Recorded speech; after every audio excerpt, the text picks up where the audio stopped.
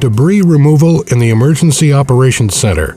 Welcome to a just-in-time training based on the Bay Area Catastrophic Earthquake Debris Removal Plan.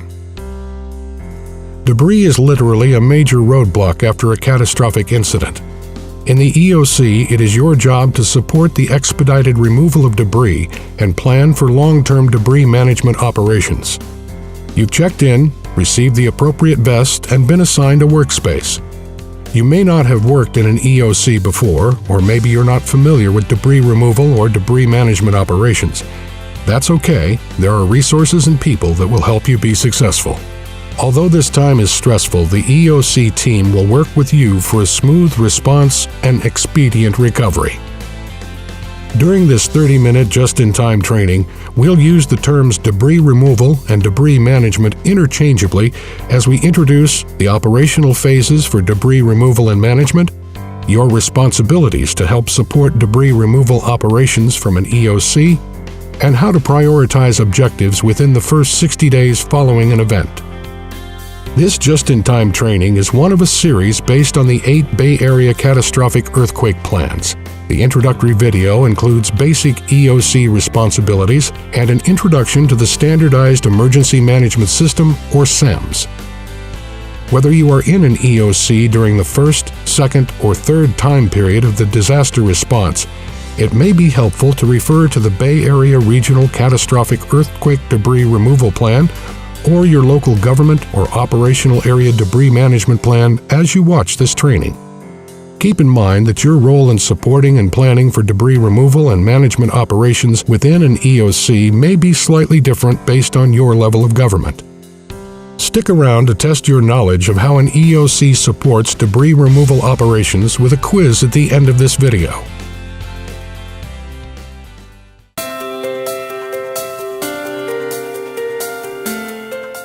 Depending on the size of the incident, debris removal and management operations could last a few days or many years. This training focuses on the first 60 days of EOC support to debris removal and management operations and introduces long-term recovery concepts. To help you understand your role, it is important to first understand the debris removal and management operational phases. When you look at debris operations, you have like debris clearance, you have debris removal, you have debris processing, staging and recycling, you have safety assessment, you have all these different kinds of things that can occur. It's very important that you have good information coordination, good communication among all levels of government. It's very important that you're collecting information that would provide for good situational awareness and a good common operating picture. Debris management operational phases include development of situational awareness and debris clearance priorities, debris clearance, safety assessment of buildings and infrastructure, staging, processing and disposal, debris removal, and demolition and removal of unsafe buildings and infrastructure. Resource shortages may require contracting with external contractors for debris removal and management services throughout these operational phases. Contact your state and FEMA public assistance representatives regarding current reimbursement eligibility requirements. In order to make immediate life safety decisions, you may need to follow your local jurisdiction's procurement guidelines if direct contact with state and FEMA public assistance representatives is delayed. However, keep in mind that eligibility for cost reimbursement requires compliance with contract time limitations and other requirements set forth in the California Disaster Assistance Act and the Federal Robert T. Stafford Disaster Relief and Emergency Assistance Act. Check the Cal OES and FEMA websites for details. The reality is, and a lot of observers have commented on this, debris costs can run anywhere from 25 to 45% of the total cost of disaster. So you have tremendous financial exposure. And it's very important that a person becomes familiar with eligibility criteria for state and federal programs, contracting requirements, monitoring requirements, in order to prevent oneself from getting into a lot of problems that can cost one dearly down the line. Situational awareness for debris management occurs immediately after an event to determine the condition of priority routes and areas impacted by hazardous materials. This information establishes debris clearance priorities to create access to fire and police stations and other critical facilities including hospitals, airports, seaports, shelter sites, and public safety facilities. Well, debris management it's a scenario very similar to what you would have in wildland fires. It's about the resource itself. It's about the number of excavators. It's about the number of trucks. It's about the number of personnel. It's about finding the landfills closest to the thing. It's about organizing the chaos in some type of engineering methodology so that you can get the waste off the ground and to proper disposal as quick as possible. Establishing critical access routes for first responder activities is the first priority for debris clearance. Typically, only the width of one travel lane is cleared to provide immediate access for first responders. When necessary, additional clearance for public access or evacuation is coordinated as a second priority. A safety assessment must be conducted when damaged structures pose a threat to public safety. Critical facilities are assessed first, followed by buildings for essential government services, and then other public and private buildings. Trained and certified inspectors can be requested through the state's Safety Assessment Program, or SAP. After debris clearance, the phase of staging, processing, and disposing of debris takes place. A jurisdiction might choose to move debris from the right-of-way into temporary debris collection points while setup for a debris management site is occurring. Debris management sites are used to sort and store debris when communities are unable to take it directly from the collection point to the processing facility or final disposal location. Remember, when identifying debris management sites, that they require a large area and access from major roads. Staff and site preparation and operation costs for debris management sites may be eligible for federal or state reimbursement. Some debris streams can be sold for scrap or recycling. This potential financial revenue will be a key consideration in debris operations. Environmental benefits are gained from efficient debris processing and the sale of recyclable materials. This also reduces the amount of material taken to a landfill. Debris removal typically involves the pickup, hauling, and disposal of debris from within the public right-of-way. Debris removal operations may also include removing debris from public areas, bodies of water, collection areas, and in certain circumstances, private property. Following local government policy decisions regarding condemnation, permitting, and demolition procedures, buildings and infrastructure that pose a threat to public safety will be demolished during long-term recovery. Jurisdictions should work closely with the state and FEMA partners to identify if historic buildings can be restored and renovated. Addressing private property can be complicated and may require the assistance from state or federal public assistance program staff, legal counsel, or a debris specialist. Depending on the scale of an incident, debris management operational phases are typically managed at the local government level, working with partners inside and outside of the EOC. Key considerations for debris operations are limitations of local landfills, permits and regulations regarding debris management, and potential opportunities to waive those requirements or limitations.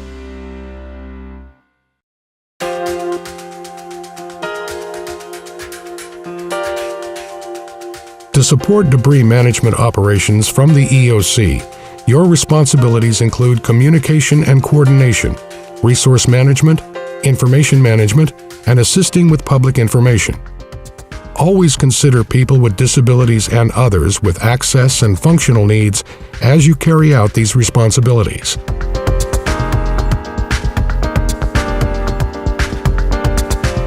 Communication and coordination refers to your role in the EOC as the link between local, state, and federal governments and private sector debris management operations partners. First, we will discuss coordination with government agencies. You will work directly with your government agency counterparts as appropriate at the field level and in EOCs at the local government, operational area, regional levels, the State Operations Center, or SOC, and the Joint Field Office, or JFO, where federal resource coordination occurs. In the operations section of the EOC, a construction and engineering branch coordinator, or public works unit leader, is typically responsible for debris management coordination. But for large disaster incidents, a dedicated debris coordinator may be assigned. The Hazardous Materials Unit, often in the Fire and Rescue Branch, will be a key point of contact for a hazardous materials spill or release. And the Transportation Branch may be called upon to identify critical routes and to assist in establishing priorities for debris removal operations. You may have a debris task force within your individual jurisdiction. For a large-scale incident, a debris task force will most likely be established for coordinating across different levels of government and assist with long-term operations. The debris task force is led by the state debris specialist. Coordinate with your state and federal public assistance partners when conducting debris removal operations to ensure eligibility for reimbursement. You may also coordinate and communicate with partners outside of the EOC. For example, a local-level government EOC may coordinate with Department Operations Centers, or DOCs, in public health, public works, or police and fire departments. Local government EOCs will also coordinate with external agencies and outside contractors to assist with demolition and debris removal after large incidents. The regional partner may include the Bay Area's Metropolitan Transportation Commission, or MTC, and state and federal partners will most likely include Caltrans, Cal Recycle, the Army Corps of Engineers, the National Guard, and FEMA. Let's summarize what you learned about communication and coordination. Debris removal operations in the EOC will involve coordinating with representatives from different EOC sections, regional partners, and the SOC and JFO.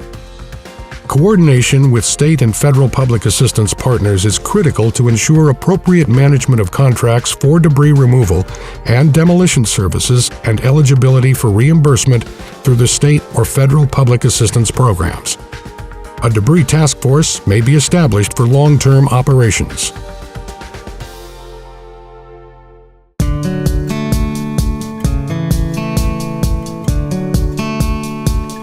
Resource management involves brokering requests across government levels. When you're in Field Operations Command, the Emergency Operations Center is sort of your phone a friend, if you will. You need them to be able to give you the information that you don't have. Probably the easiest one is resources, right? Whether it's personnel or stuff. Resource requests for debris removal operations typically include personnel, equipment, mutual aid, and contracted services for debris removal, monitoring, and demolition activities. The types of resource requests you receive or make will be affected by the type and size of incident that occurs. It is your responsibility to fulfill submitted resource requests using resources within your jurisdiction first. If the necessary resources are not available, you may complete and submit an EOC resource request form to the next higher level of government, such as the operational area or state. Ask your section chief how to access your EOC's resource request form. Be aware that resource requests and other forms may be prepared electronically using a software tool such as Web EOC if available. Some of the state resources that may be available include the California Department of Transportation, or Caltrans, responsible for state highway conditions and assists with debris clearance. The California National Guard provides public safety resources, damage assessments, and limited clearance and removal of debris. The California Highway Patrol, or CHP, helps with traffic control and debris clearance route prioritization. The California Department of Toxic Substances Control offers hazardous materials assessment, stabilization, removal, and disposal services.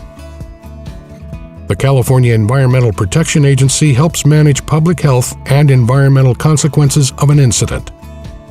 And the California Department of Resources, Recycling and Recovery, or Cal Recycle, also helps in many ways. They can help a jurisdiction put together a plan and access various contractors for support. You can reference California Emergency Function 3, Construction and Engineering, and California Emergency Function 10, Hazardous Materials, to learn more about state resources that are available to assist affected local governments with debris management operations. Be aware that federal support is also available and can be requested by the state. FEMA, The Army Corps of Engineers, the Environmental Protection Agency, and the Coast Guard specialize in technical assistance, safety assessments, debris analysis, and hazardous materials. Primary reimbursement for debris removal comes from FEMA. Additional federal reimbursements may come from U.S. EPA Superfund or the U.S. Coast Guard Oil Spill Liability Trust Fund. Federal resources for debris management operations are primarily coordinated through Federal Emergency Support Function Number 3, Public Works and Engineering, and Federal Emergency Support Function 10, Oil and Hazardous Materials Response. Volunteers can be a valuable resource for helping survivors clear lots and find property. The volunteer coordinator in your EOC may organize volunteers to assist. Remember to provide the volunteer unit with proper safety measures regarding debris operations. You will likely turn to private sector contractors for large-scale demolition and removal efforts. Private sector resources are generally expensive but are efficient and save time. Your jurisdiction may have a pre-qualified or on-call contractor list to ensure debris management services are available and to expedite the contracting process. Review the procurement parameters, likely in the Public Works branch for contracting specifics. Keep in mind that selling debris may result in financial revenue for your jurisdiction. Let's review what we learned about resource management. The EOC Resource Request System is essential in debris management operations. Access state, federal, volunteer, and private sector resources. Coordinate with state and federal partners for reimbursement within the Public Assistance Program.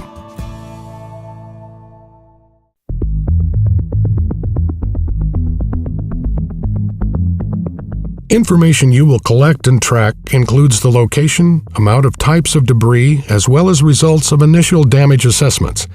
This information will be used for planning purposes and to support proclamation or declaration requests. Talk to your section chief for more information about proclamation requests. This information will also be used for the completion of situation status reports and EOC action plans. It is likely that you will work with the Construction and Engineering Branch Coordinator or the Public Works Unit Leader to gather and report information. It all depends on the type of disaster. I mean, if you have, like, say, a flood type of disaster, you're going to have household hazardous waste. You're going to have vegetation. You're going to have automobiles that are abandoned. If you have a fire, you have to deal with ash. And you also get heavily involved in demolition of partially burned structures when you have a fire situation. When you have an earthquake, you have a lot of building debris that becomes a huge factor in addition to all those other things as well. And you'll have like significant infrastructure materials that have to be removed, freeways collapse, big buildings, and so forth. And so the debris type is largely a function of the disaster type.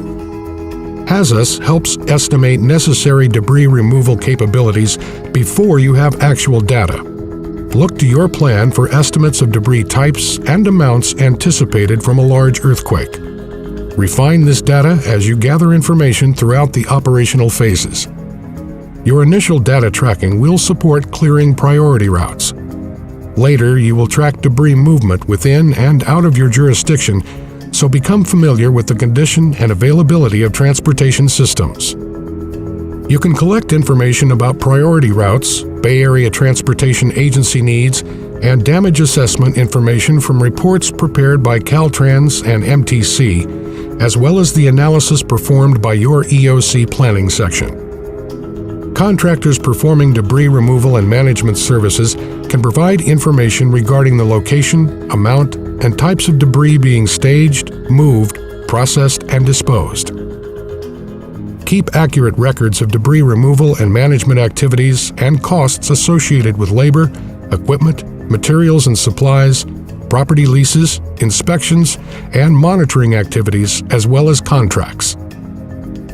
Let's review the essentials of information management. Track the location, type, and quantity of debris, as well as movement of debris within and out of your jurisdiction. Be aware of the status of transportation systems and priority access routes. Look to your debris management plan for HAZUS-based estimates of debris types and quantities. Contractors are a key source for real-time information on debris removal and management. Accurate records of debris removal and management activities and related costs will be critical for reimbursement.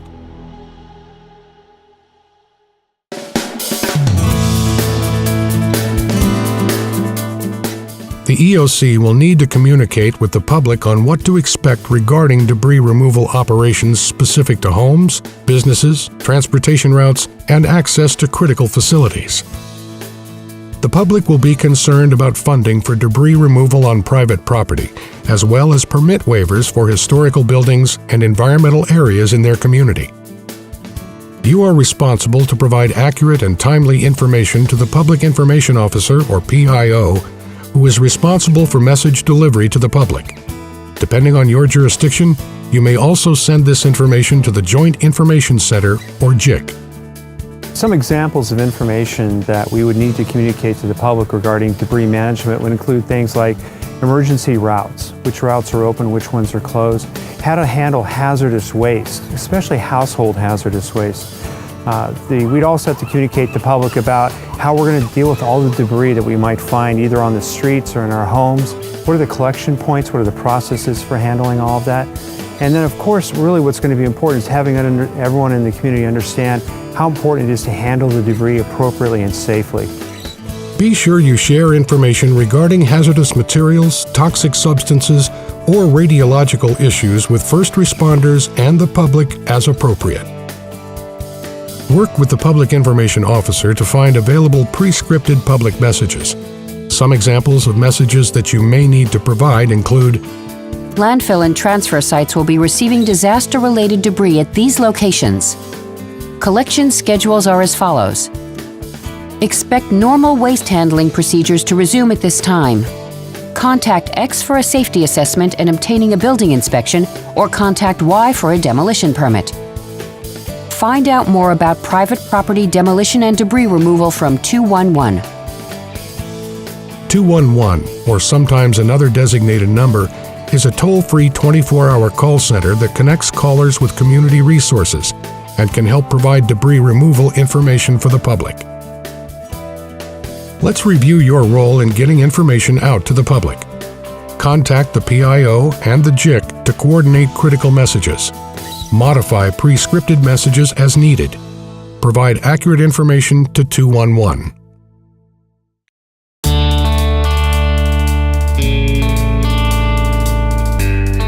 Look to your plan's response timeline as a guideline of prioritizing objectives within each disaster response time period. You will work closely with your colleagues across the operations and logistics sections throughout the response. Let's review the priority actions within each time period for the core responsibilities you just learned about. Priorities for debris removal and management operations within the first 3 days include right-of-way clearance, which provides access for first responders and to critical facilities as well as containing hazardous materials. Primary objectives for the first time period include: initiate right-of-way clearance, assess the incident to provide situational awareness, coordinate with the Public Information Officer and Joint Information Center to ensure effective public messaging, coordinate debris clearance priorities, provide resources for building and infrastructure safety assessments, initiate resource support for debris clearance, including the control and containment of hazardous materials as well as emergency demolition, and implement record-keeping procedures for cost recovery. During days 4 through 14, priorities will begin to shift from debris clearance to debris removal. Manage procurement of outside contractors. Primary objectives for the second time period include: manage resource requests in order to move debris from initial clearance operations to temporary collection points. Continue to coordinate with the Public Information Officer and Joint Information Center to ensure effective public messaging. Additional objectives for this time period include: track the types, amounts, and locations of debris, track operations of designated debris management sites, transfer and processing facilities, and solid waste landfills. Fulfill resources to support debris removal and monitoring. Continue providing resources for building and infrastructure safety assessments. track contractor activities and their related costs, and implement record-keeping procedures for cost recovery. During days 15 through 60, opening debris management sites to support debris processing and recycling for long-term recovery becomes the priority. Primary objectives for the third time period include open and establish debris management sites, manage regulatory responsibilities of debris management, transfer and processing, and landfill sites, support ongoing safety assessments for debris management operations, continue record-keeping procedures for cost recovery, and transition to long-term debris management.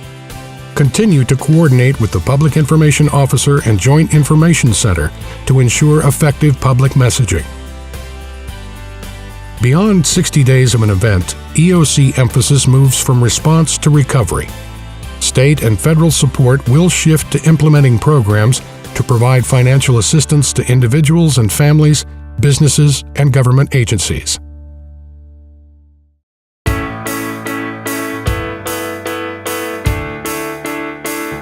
As a result of this training, you should take away a better understanding of how an EOC supports debris removal and management operations.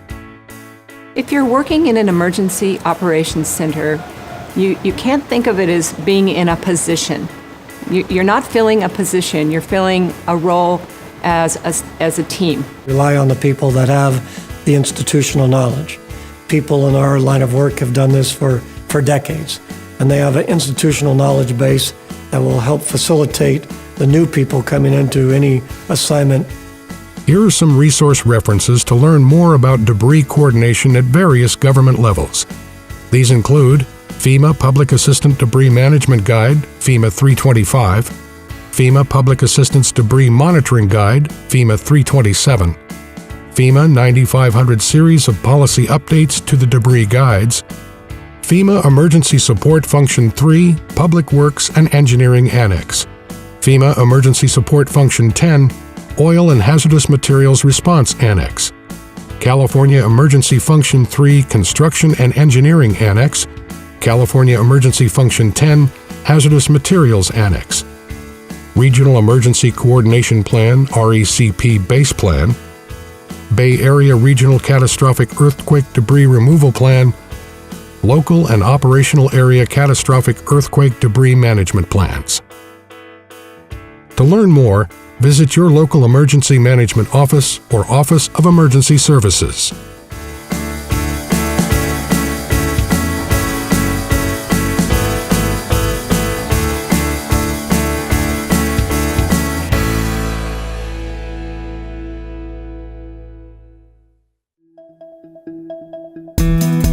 Let's test your understanding of debris removal and management operations in an EOC. In what time period does initial debris clearance normally take place? A. First time period, event plus 72 hours. B. Second time period, 4 to 14 days. C. Third time period, 15 to 60 days.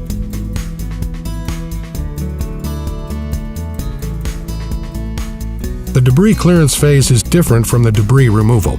Clearance of critical routes to eliminate life safety threats normally takes place in the first time period following an event.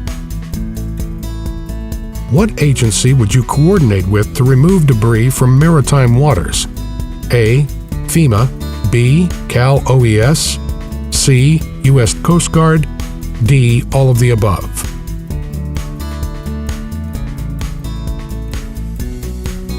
Different than on land, debris removal from maritime waters will require coordination with the U.S. Coast Guard, as well as Cal OES and FEMA. To be eligible for reimbursement through FEMA's Public Assistance Program, what government partners must the local jurisdiction coordinate with to effectively contract for debris removal and management services? A. EOC Operations Section Chief, B. State Public Assistance Program Staff, C. Federal Public Assistance Program Staff, D. Both B and C.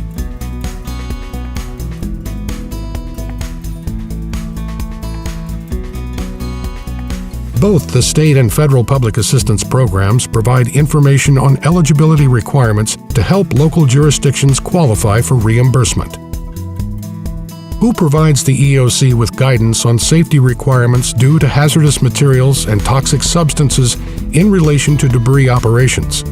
A. FEMA, B. Cal OES, C. Transportation Branch, D. Fire and Rescue Branch.